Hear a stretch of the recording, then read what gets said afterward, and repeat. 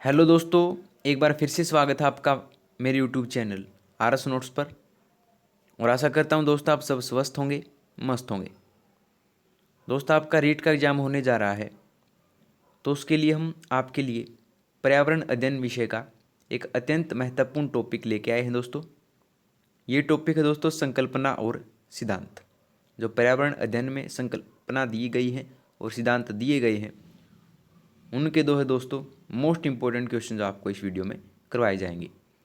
ये क्वेश्चन जो होंगे दोस्तों वो लेवल 1 और लेवल 2 दोनों के लिए होंगे। जो ये क्वेश्चन करवाए जाएंगे दोस्तों आपको, ये वो क्वेश्चन जो कि रीट के एग्जाम्स में बार बार पूछे गए हैं और आगे भी पूछे जा सकते हैं। तो आप एक भी क्वेश्चन मिस ना कीजिएगा, वीडियो अंत तक देखिए दोस्तों। तो आइए दोस्तों शुरू करें।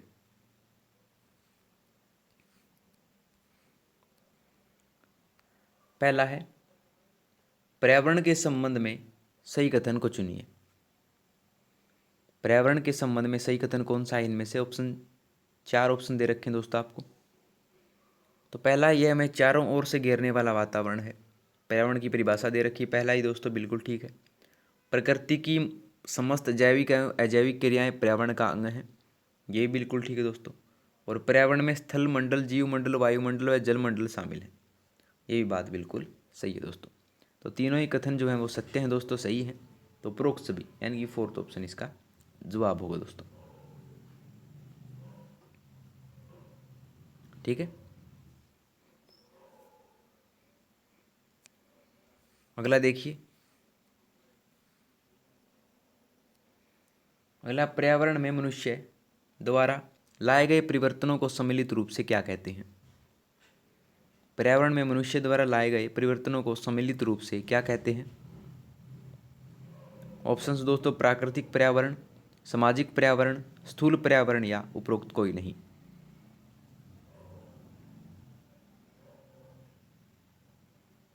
तो ये कहते हैं दोस्तों सामाजिक पर्यावरण। पर्यावरण में मनुष्य द्वारा लाए गए परिवर्तनों को सम्मिलित रूप से जो है दोस्तों वो क्या कहते हैं? सामाजिक पर्यावरण कहा जाता है उसको। तो ऑप्शन दूसरा इसका जवाब होगा दोस्तों। ठीक है,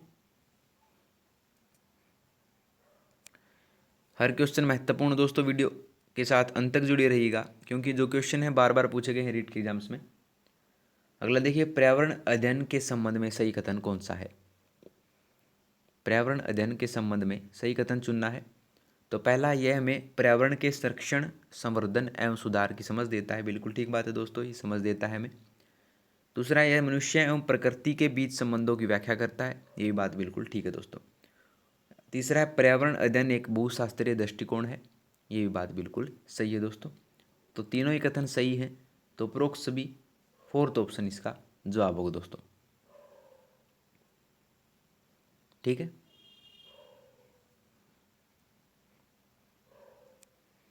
अगला देखिए।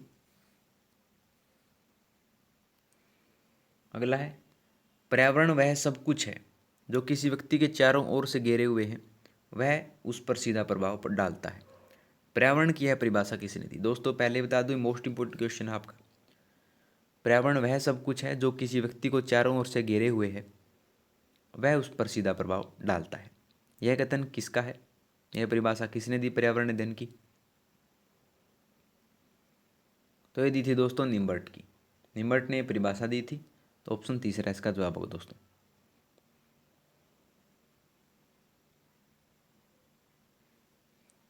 ठीक है,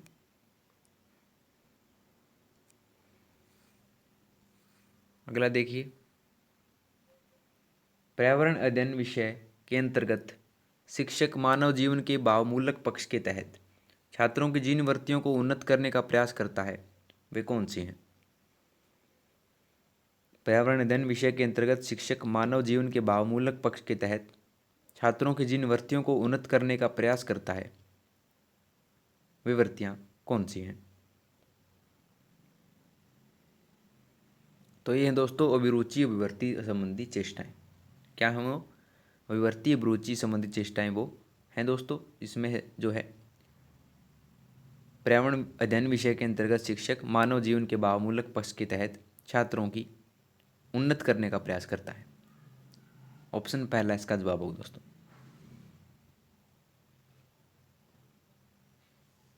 ठीक है। अगला है पर्यावरण का स्वरूप मूलतः कैसा होता है। पर्यावरण का स्वरूप मूलतः कैसा होता है।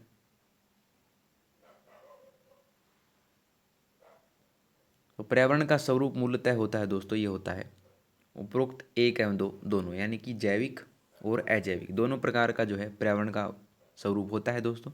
तो उपरोक्त एक व दो दोनों, ऑप्शन फोर्थ इसका जवाब होगा दोस्तों। ठीक है। अगला देखिए, अगला है पर्यावरण अध्ययन शिक्षा का उद्देश्य क्या है। पर्यावरण अध्ययन शिक्षा का उद्देश्य क्या है। तो ये दोस्तों बालक के ज्ञानात्मक पक्ष का विकास करना, बिल्कुल ठीक है। बालक के क्रियात्मक पक्ष का विकास करना, ये भी ठीक है। और बालक के भावात्मक पक्ष का विकास करना, ये भी ठीक है दोस्तों। तो पर्यावरण अध्ययन शिक्षा का उद्देश्य तीनों ही हैं दोस्तों।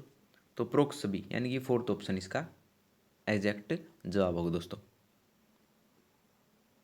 ठीक है।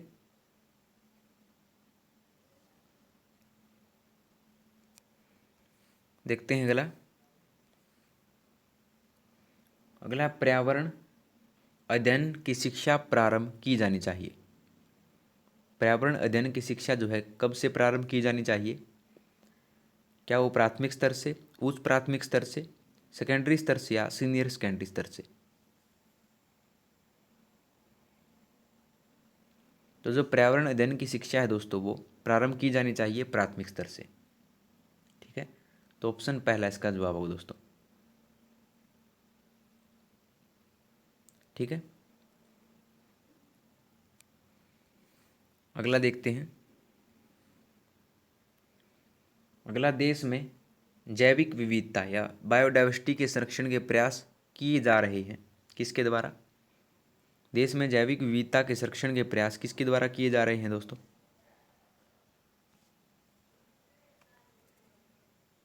तो दोस्तों ये किए जा रहे हैं भारत सरकार द्वारा भी, यूनेस्को द्वारा भी और राजस्थान सरकार द्वारा भी, तीनों ही के माध्यम से जो है देश में भी जैविक विविधता के संरक्षण के प्रयास किए जा रहे हैं दोस्तों।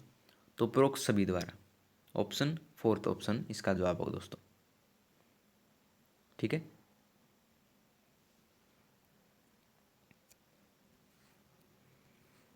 देखते हैं अगला, जैविक विविधता का संबंध किससे है।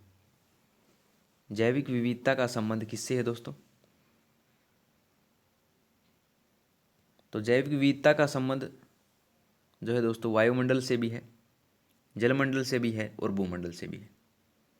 तो उपरोक्त सभी से ऑप्शन फोर्थ जो ऑप्शन इसका जवाब होगा दोस्तों। ठीक है, याद रखिए।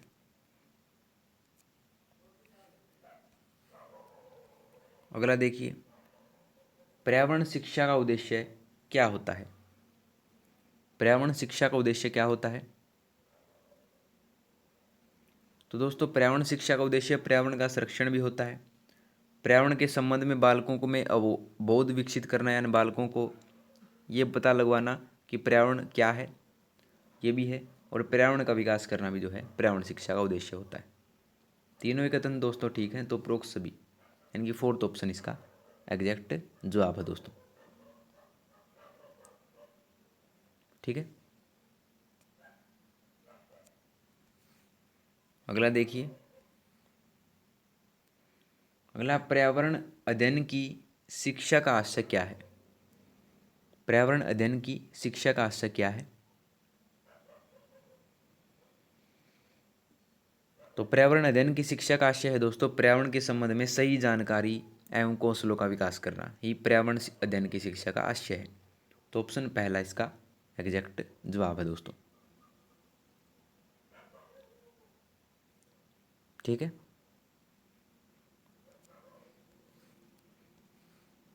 अगला देखिए, अगला सामाजिक पर्यावरण के अध्ययन की विषय वस्तु क्या है। सामाजिक पर्यावरण के अध्ययन की विषय वस्तु क्या है। तो यह है दोस्तों मनुष्य एवं अन्य जैविक समुदाय के मध्य संबंधों का अध्ययन ही सामाजिक पर्यावरण के अध्ययन की विषय वस्तु है दोस्तों। तो ऑप्शन पहला इसका जवाब होगा। ठीक है दोस्तों, सभी मोस्ट इंपॉर्टेंट क्वेश्चन करवा रहे हैं दोस्तों आपको इस वीडियो में, जो कि आपके रीट के एग्जाम्स के लिए अति महत्वपूर्ण है। तो आप वीडियो के साथ अंत तक बने रहिएगा दोस्तों, एक भी क्वेश्चन मिस ना कीजिएगा। अगला, निम्न में से सामाजिक पर्यावरण के अध्ययन क्षेत्र का विषय इनमें से कौन सा नहीं है? निम्न में से सामाजिक पर्यावरण के अध्ययन क्षेत्र का विषय इनमें से कौन सा नहीं है दोस्तों? कौन सा नहीं है वो बताना है दोस्तों। भौतिक शास्त्र है, समाज शास्त्र है और अर्थशास्त्र है, लेकिन जो नागरिक शास्त्र है दोस्तों वो सामाजिक पर्यावरण के अध्ययन क्षेत्र का विषय नहीं है। तो ऑप्शन दूसरा इसका आंसर होगा दोस्तों। ठीक है,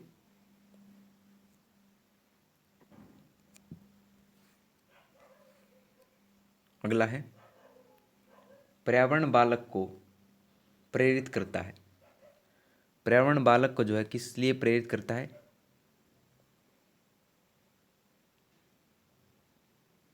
तो जो पर्यावरण है दोस्तों वो बालक को रचनात्मक कार्यों के लिए प्रेरित करता है। तो ऑप्शन दूसरा इसका जवाब होगा दोस्तों। ठीक है, जो पर्यावरण है वो बालक को रचनात्मक कार्य के लिए प्रेरित करता है, याद रखिए दोस्तों।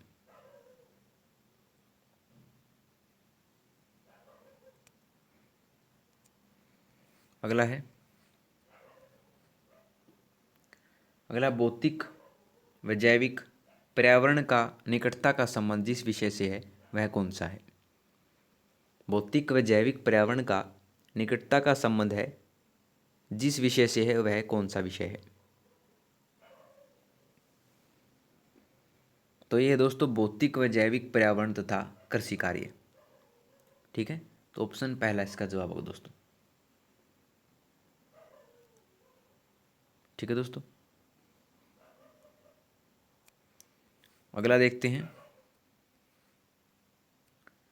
कि भौतिक व जैविक पर्यावरण में सहसंबंध के प्रकार कौन से हैं? भौतिक व जैविक पर्यावरण में सहसंबंध के प्रकार इनमें से कौन से हैं?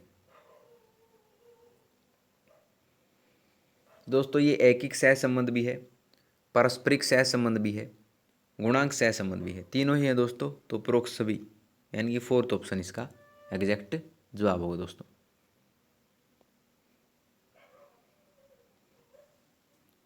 ठीक है,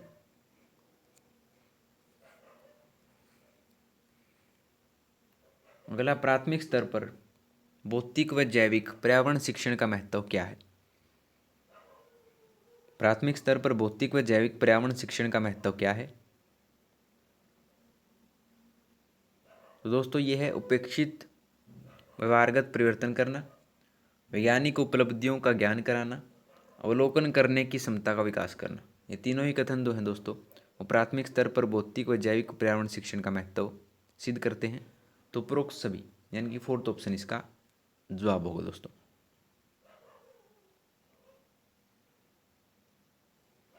ठीक है,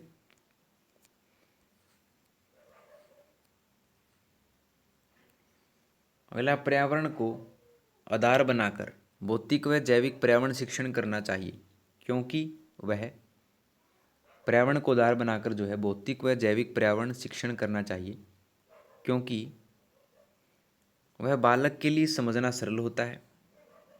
ठीक है, वह बालक के अनुभव पर आधारित रहता है और वह शिक्षण कार्यक्रम कम खर्चीला होता है। तीनों ही कथन इसके जो हैं दोस्तों ठीक है। तो उपरोक्त सभी यानी कि फोर्थ ऑप्शन इसका जवाब होगा। ठीक है,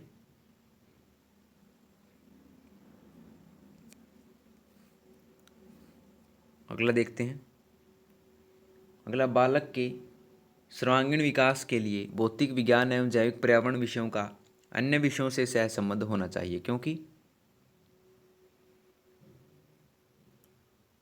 क्योंकि जो है छात्रों का दृष्टिकोण विस्तृत बन जाता है इससे। पहला जवाब ठीक है, क्योंकि इससे छात्र सभी विषयों को महत्वपूर्ण मानता है, ये भी ठीक है। क्योंकि छात्र संचित ज्ञान के लिए नए ज्ञान का संबंध जोड़ता है। तीनों ही कथन दोस्तों इसके सही हैं। तो उपरोक्त सभी यानी कि फोर्थ ऑप्शन इसका जवाब होगा दोस्तों। ठीक है,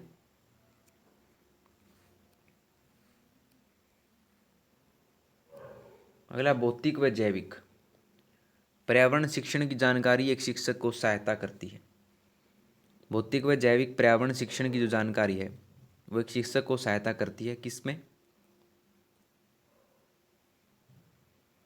वो सहायता करती है उपयुक्त शिक्षण विधि चयन में। ठीक है, तो ऑप्शन तीसरा इसका जवाब होगा दोस्तों।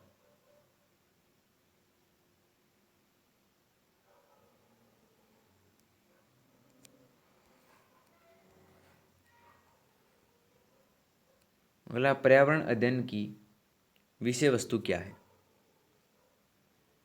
पर्यावरण अध्ययन की विषय वस्तु क्या है इनमें से? तो दोस्तों ये प्राकृतिक परिवेश भी है, सामाजिक परिवेश भी है, भौतिक परिवेश भी है। तीनों ही दोस्तों ये जो हैं पर्यावरण अध्ययन की विषय वस्तु हैं। तो उपरोक्त सभी यानी कि फोर्थ ऑप्शन इसका जवाब होगा दोस्तों।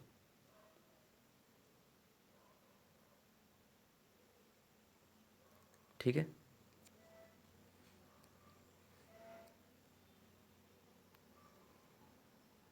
अगला, भौतिक व जैविक पर्यावरण अध्ययन को पाठ्यक्रम में रखने का मूल उद्देश्य क्या है? भौतिक व जैविक पर्यावरण अध्ययन को पाठ्यक्रम में रखने का मूल उद्देश्य क्या है इनमें से? तो ये उद्देश्य है दोस्तों कि भौतिक शक्तियों का जीवन भर प्रभाव पड़ता है, उसका अध्ययन तथा वैज्ञानिक सिद्धांतों पर प्रायोगिक सत्यापन करना इसका मूल उद्देश्य है। तो ऑप्शन फोर्थ इसका एग्जैक्ट जवाब होगा दोस्तों।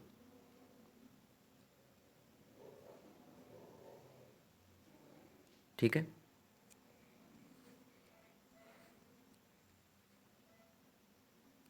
अगला, जंगल बनाते हैं। जंगल जो है क्या बनाते हैं?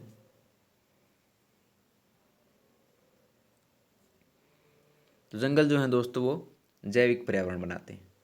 मोस्ट इंपॉर्टेंट क्वेश्चन है दोस्तों, जो जंगल जो है वो जैविक पर्यावरण का निर्माण करते हैं। ऑप्शन पहला इसका जवाब होगा।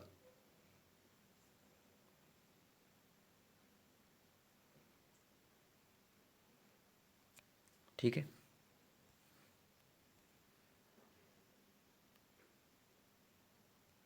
अगला, सामाजिक पर्यावरण के अध्ययन का क्षेत्र क्या है? सामाजिक पर्यावरण के अध्ययन का क्षेत्र इनमें से क्या है?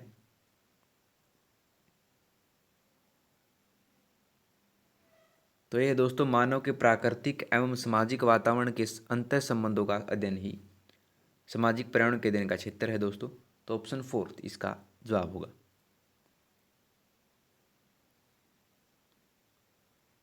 ठीक है दोस्तों, देखते हैं अगला।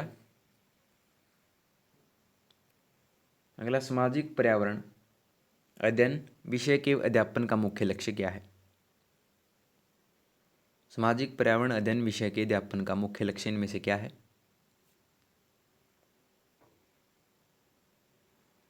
तो एग्जैक्ट आंसर होगा दोस्तों ये ऑप्शन दूसरा, छात्रों में सामाजिकता के गुणों का विकास करना। सामाजिक पर्यावरण अध्ययन विषय के अध्यापन का मुख्य लक्ष्य है दोस्तों छात्रों में सामाजिकता के गुणों का विकास करना। तो ऑप्शन दूसरा इसका जवाब होगा।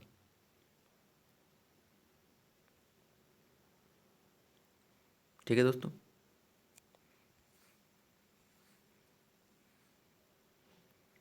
अगला, कोठारी आयोग द्वारा प्राथमिक स्तर पर सामाजिक पर्यावरण अध्ययन विषय के महत्व को स्वीकार किए जाने का प्रमुख कारण क्या है? कोठारी आयोग द्वारा प्राथमिक स्तर पर सामाजिक पर्यावरण अध्ययन विषय के महत्व को स्वीकार किए जाने का प्रमुख कारण इनमें से क्या है?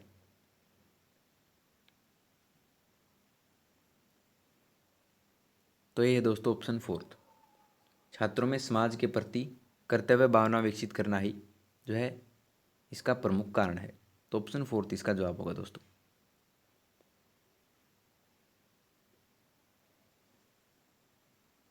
ठीक है,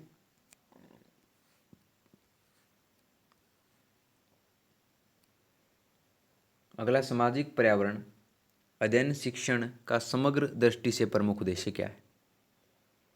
पर्यावरण अध्ययन शिक्षण का समग्र दृष्टि से प्रमुख उद्देश्य क्या है? तो ये उद्देश्य है दोस्तों सामाजिक समस्याओं का विश्लेषण कर उनके निराकरण हेतु प्रयत्न करना ही जो है सामाजिक पर्यावरण अध्ययन शिक्षण का समग्र दृष्टि से प्रमुख उद्देश्य है। तो ऑप्शन तीसरा इसका एग्जैक्ट जवाब होगा दोस्तों। ठीक है।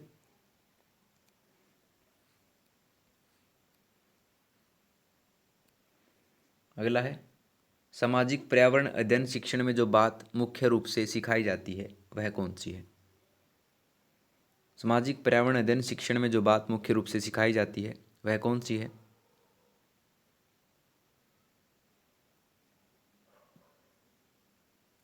तो वह है दोस्तों सामाजिक आवश्यकताओं के अनुरूप व्यवहार करना। सामाजिक पर्यावरण अध्ययन शिक्षण में जो है जो मुख्य रूप से बात सिखाई जाती है वो है सामाजिक आवश्यकताओं के अनुरूप व्यवहार करना। तो ऑप्शन तीसरा इसका जवाब होगा दोस्तों।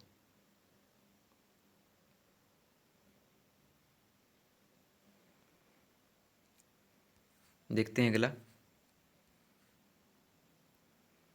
अगला पर्यावरण अध्ययन शिक्षण में क्रियाशीलता के सिद्धांत के क्या मायने हैं। पर्यावरण अध्ययन शिक्षण में क्रियाशीलता के सिद्धांत के क्या मायने हैं।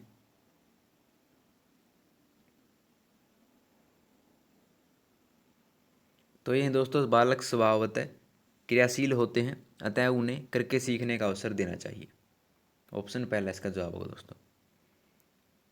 ठीक है, बालक जो है स्वभावतः क्रियाशील होते हैं, अतः उन्हें करके सीखने का अवसर देना चाहिए। यही जो है सिद्धांत है कि पर्यावरण अध्ययन शिक्षण में क्रियाशीलता होनी चाहिए। ठीक है।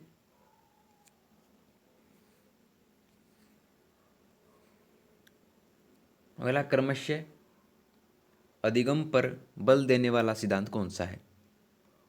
क्रमशः अधिगम पर बल देने वाला सिद्धांत इनमें से कौन सा है। ऑप्शन है आपके स्कैग्स रोबिन्स परिकल्पना, चिन्ह अधिगम सिद्धांत, प्रयत्न तथा त्रुटि सिद्धांत या प्रबलन सिद्धांत।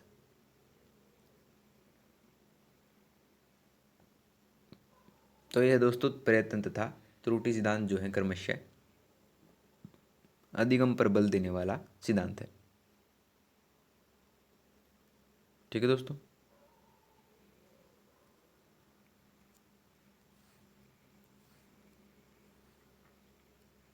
अगला समस्या के अचानक समाधान की वकालत करने वाले सिद्धांत का नाम क्या है।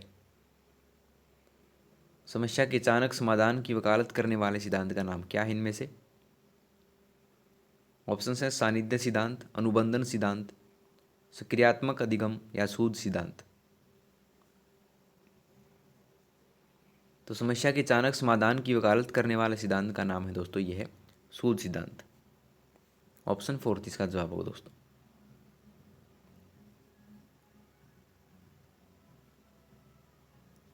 ठीक है।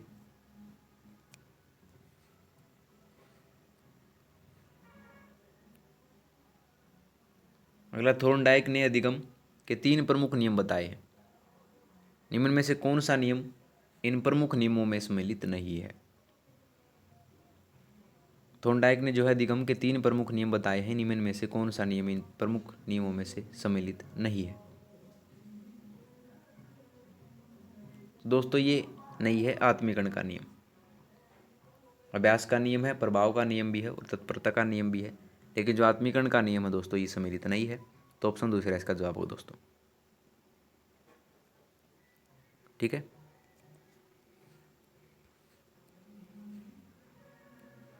अगला उद्दीपन और अनुक्रिया में बंध स्थापित होना ही अधिगम है।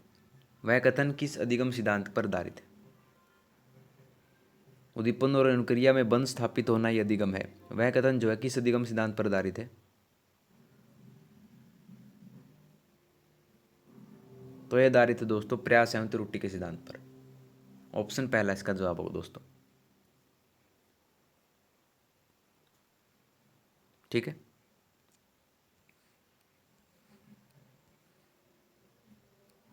अगला थोर्नडाइक के सिद्धांत का अन्य नाम क्या है। थोर्नडाइक के सिद्धांत का अन्य नाम क्या है दोस्तों, मोस्ट इंपोर्टेंट क्वेश्चन है। तो ये दोस्तों प्रयास एवं त्रुटि का सिद्धांत, उद्दीपक प्रतिक्रिया का सिद्धांत और संबंधवाद का सिद्धांत, तीनों ही दोस्तों थोर्नडाइक के सिद्धांत के अन्य नाम है। तो ऑप्शन फोर्थ यानी कि उपरोक्त सभी इसका जवाब होगा दोस्तों। ठीक है।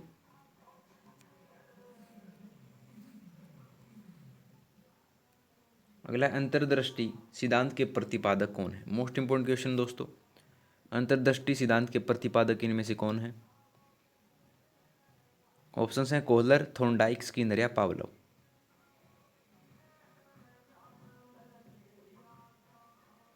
तो अंतर्दृष्टि सिद्धांत के प्रतिपादक हैं दोस्तों कोहलर। ऑप्शन पहला इसका जवाब होगा दोस्तों। मोस्ट इंपोर्टेंट क्वेश्चन है,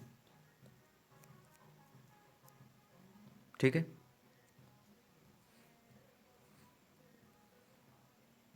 अगला अर्जित ज्ञान को स्थायी बनाने हेतु जिस शिक्षण सिद्धांत का उपयोग किया जाना आवश्यक है वह कौन सा है? अर्जित ज्ञान को स्थायी बनाने हेतु जिस शिक्षण सिद्धांत का उपयोग किया जाना आवश्यक है वह कौन सा सिद्धांत है? तो वो है दोस्तों आवर्ती का सिद्धांत, यानी कि वस्तुओं को बार बार सीखा जाए, समझा जाए, तो इससे जो है अर्जित ज्ञान को स्थायी बनाने में वो जो है दोस्तों वो उपयोगी होता है। तो आवर्ती का सिद्धांत इसका जवाब होगा दोस्तों, ऑप्शन पहला, ठीक है। अगला अभिष्ट ज्ञान की प्राप्ति के साथ साथ छात्र को दोहरा लाभ प्राप्त करने हेतु जिस शिक्षण सिद्धांत का प्रयोग किया जाता है वह कौन सा है? अभिष्ट ज्ञान की प्राप्ति के साथ साथ छात्र को दोहरा लाभ प्राप्त करने हेतु जिस शिक्षण सिद्धांत का प्रयोग किया जाता है वह सिद्धांत कौन सा है?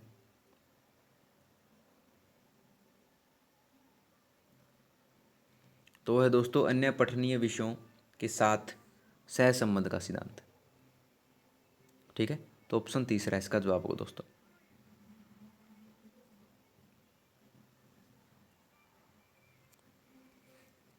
अगला देखते हैं। अगला जिस शिक्षण सूत्र से स्थानीय गुणों से संबंधित कर विश्व या राष्ट्र के ज्ञान को दिया जाता है वह कौन सा है?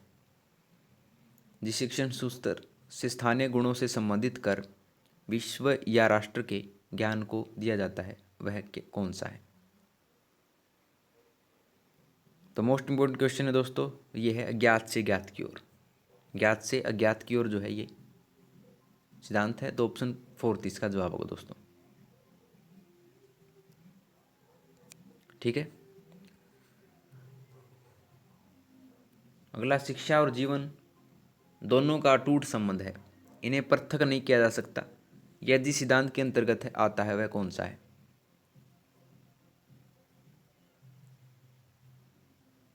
तो यह दोस्तों जीवन की वास्तविक परिस्थितियों का से संबंध का सिद्धांत। ऑप्शन फोर्थ इसका जवाब होगा दोस्तों,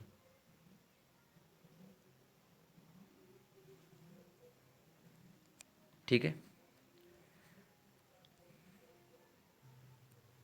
अगला सरल से कठिन की ओर सूत्र का से क्या तात्पर्य है? सरल से कठिन की ओर सूत्र से क्या तात्पर्य है? तो यह दोस्तों बालकों को पहले सरल ज्ञान दिया जाना चाहिए, यानी कि सबसे पहले बालकों को सरल ज्ञान दिया जाए, उसके बाद कठिन की ओर ले जाया जाए। तो ऑप्शन दूसरा इसका जवाब होगा दोस्तों।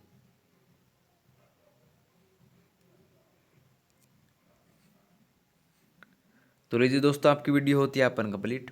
अगर आपको वीडियो पसंद आई हो तो वीडियो को लाइक शेयर कमेंट करके जरूर बता दीजिएगा, और आरएस नोट्स चैनल को सब्सक्राइब कर लीजिए दोस्तों। तो मिलते हैं आपसे अगली वीडियो में नए रोचक प्रश्नों के साथ, तब तक के लिए धन्यवाद दोस्तों।